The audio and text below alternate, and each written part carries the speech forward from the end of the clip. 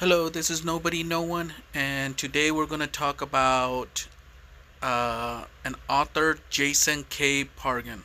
And I know this is kind of weird because I usually don't like to promote certain people, um, but the reason that I'm doing this is because he has brought up one of the most fantastic questions, and that is in Titanic. Okay, and he has a TikTok on this. So if you want to go ahead and go look for it, he talks. He has other videos that are about thinking or about situations that have happened. He's kind of like me a lot. I can't believe that I barely found him. I've been like 3, 4 years on TikTok and I barely heard about this guy. And he really brings up really cool situations. But the question that he brought was about Titanic. Now, before I start, I want you to know that I never thought about this question because I've always had it in my heart that Rose was a fake and a fraud. I believe that what she really did was she took the necklace, she got off the ship, and went to live her life the way she wanted. Um, that's what I believe. So when I heard this question, it really started making me think, okay, what if he was real? What if I changed my mind and said, hey, you know what? Jack and Rose were a real couple. And he did die. But what if he would have lived? Do you think they would have made it? And I had the answer within 20 seconds. Okay? Because I see this as a real thing. Okay? That's why I believe it so much in my way of thinking that Rose was just a fraud, especially with all the TikToks and YouTubes. But he brought this, and I said to myself, okay, let's. What do we know about Jack and Rose? Now I have some notes here that I was gonna record, but unfortunately the problem is that I don't have the time. So forgive me. I guess think of it as like a podcast, like I always tell people. But the first situation, it has to do with Jack. When we meet Jack, we know he loves his freedom. We know that he loves what he's doing at that point, and we get addicted to that. He's a perfect specimen of what everybody wants to do. Go out into the world without a cent and come out on top.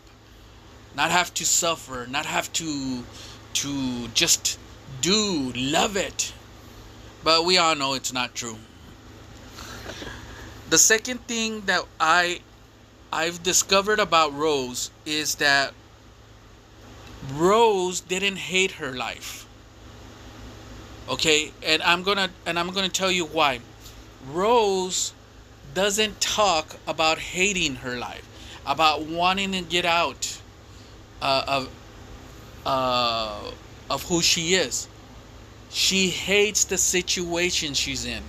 She explains this to Jack. He tells her on the balcony, if y'all remember on the balcony, that he tells her, hey, look, I know you think that I'm this silly girl, and Jack, plays it off and says, hey, it's no big deal. You know? But it teaches us that Rose doesn't hate her life. She hates the situation she's in. She loves her life. In fact, he talks to Jack about all that is happening. You know, he reminds him of who are the real rich and who are cheating and what's what, and she loves her life. I mean, it's obvious that she has a heart to it. When she talks bad about her life, it's a situation. It's that her mother is telling her that without money, they're not going to survive. They're going to be whores. They're going to be these kind of people that they don't like. The poor. the useless. And she finds this guy now who is full of life, without a money, and she likes that. She likes that around him she doesn't have to be how you call it, like a stand-up woman, you know. And it's the situation that she hates, not her life. She doesn't hate her life. Trust me, if she didn't have this situation, and this is where things get complicated, okay, she knows that she's in a situation that's not going to be good, okay. She makes this whole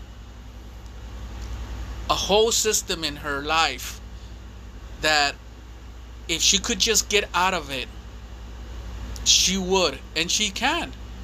She has Jack. So let's say that now she escapes, okay? Because she does, one way or another, she ends up off the boat. That's a fact.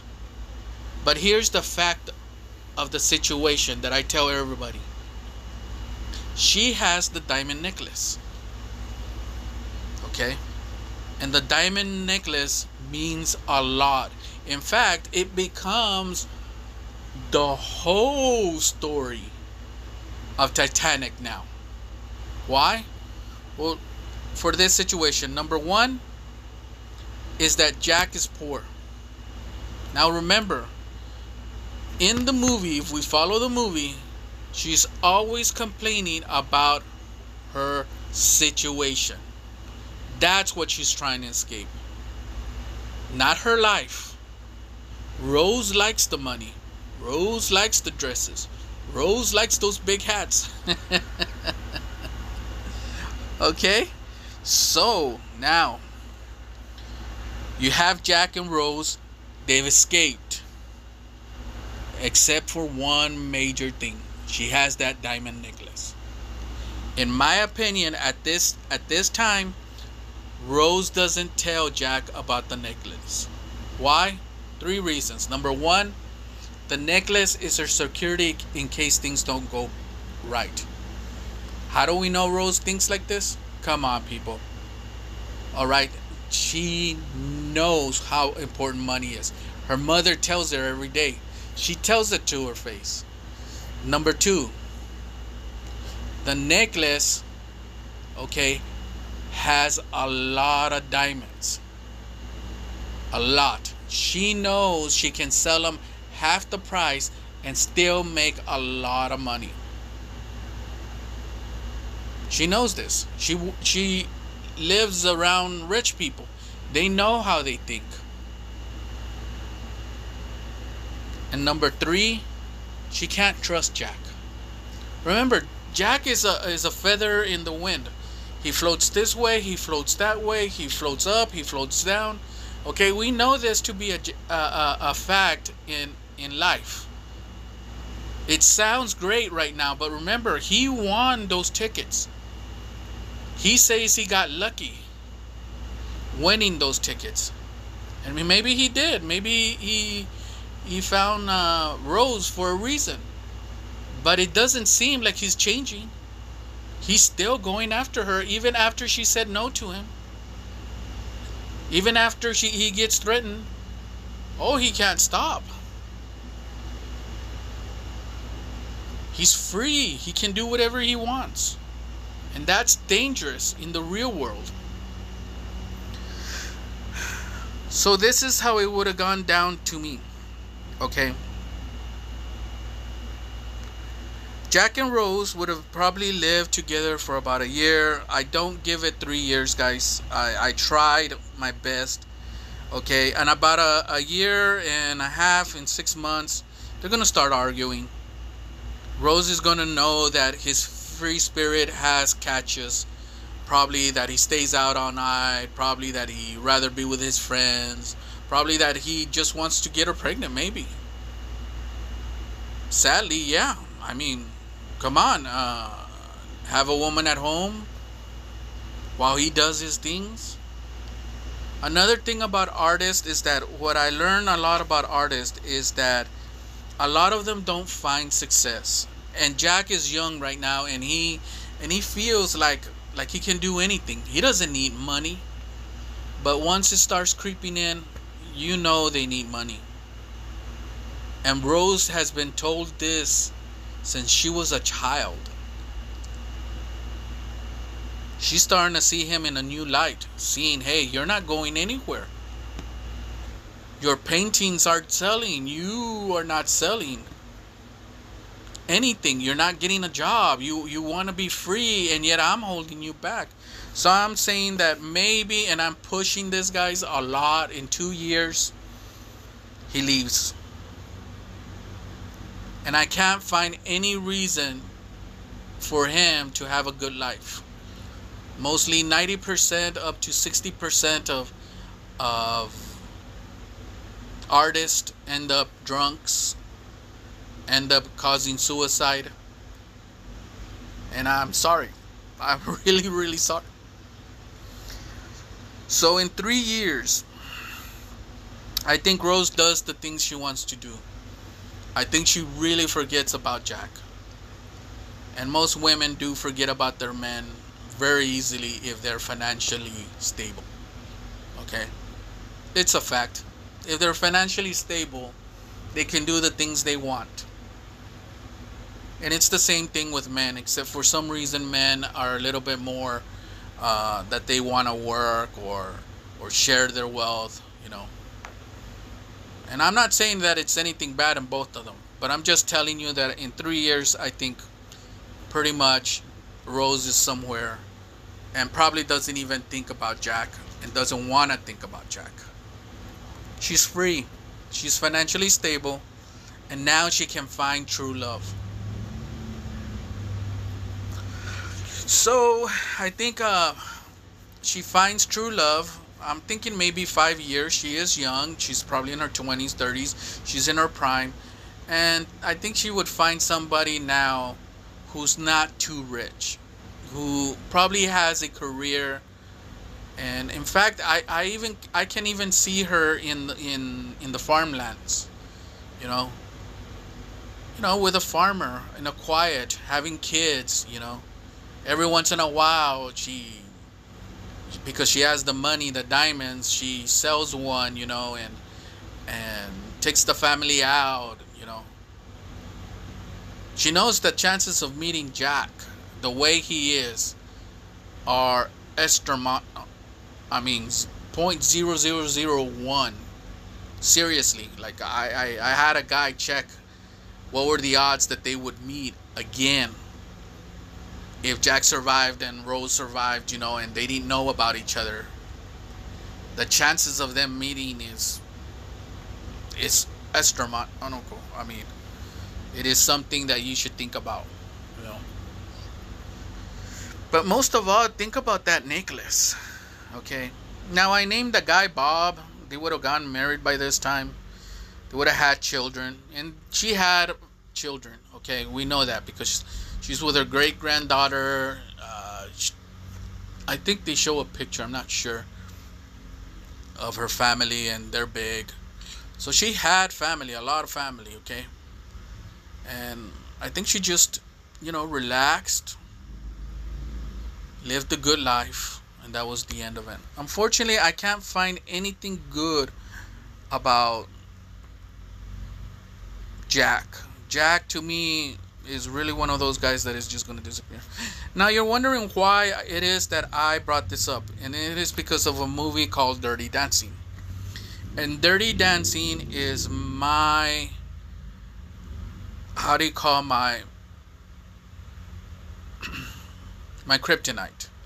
You see, I got curious about Patrick Swayze and the girl. I think her name was Baby. I can't remember what her name. I know they called her Baby or something like that. But it is my kryptonite. What happened to these people? Because if you remember, I think they were only there for 2 weeks. Her dad was a workaholic. Her mom was just an old, not old, but a fancy housewife. I want to say fancy, yeah, fancy housewife. her sister was that naive girl that probably would never succeed in life except get married. She had this naive. She's actually a very, very interesting character because she's a naive creature, you know. And I really liked her. I remember her fondly more than Baby. And the only reason I remember Baby is because of Patrick Swayze. And not even the dancing. Just the little, I think it was the memes or now idioms that they would say to each other, you know. Nobody puts Baby in the corner. You know, oh yeah, I got this dance now, and then and we switch and we flip, and you know, trust me, I remember a lot about this. My favorite line to use is no baby, they used me. Stupidest line, but yeah, it is amazing how this movie really stayed. It was a very popular movie, very famous.